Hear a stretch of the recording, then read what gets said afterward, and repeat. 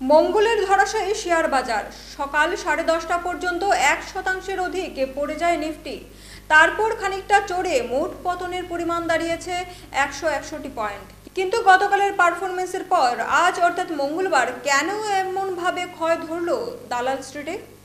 গতকাল মোট 3000 পয়েন্ট পর্যন্ত সেন্সেক্স ওঠার পর একদিনের মধ্যেই আবার 1000 পয়েন্ট পতন। এদিন সকাল 10:30টা পর্যন্ত মোট 1.22% পড়ে যায় সেন্সেক্স।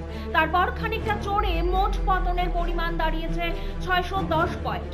বর্তমানে 81,854 পয়েন্ট এসে থেকেছে সেন্সেক্সের গতি। অন্যদিকে নিফটি 50-র হালও খানিকটা একই রকম। সকাল 10:30টা পর্যন্ত 1% অধিক পড়ে যায় নিফটি। তারপর খানিকটা চড়ে মোট পতনের পরিমাণ দাঁড়িয়েছে 161 পয়েন্ট। বিশেষজ্ঞরা জানাচ্ছেন সোমবারের ঝোড়ো হাওয়ার প্রভাব পড়েছে মঙ্গলে। গতকাল ধাপে ধাপে অতটা বৃদ্ধির কারণে এবার নিজেদের প্রফিট বুক করা শুরু করেছে বিনিয়োগকারীরা। সে কারণেই হয়েছে শর্ট সেলিং। এদিন সবচেয়ে বেশি পতন হয়েছে ডেলিভারি সংস্থা সুইগির শেয়ারের।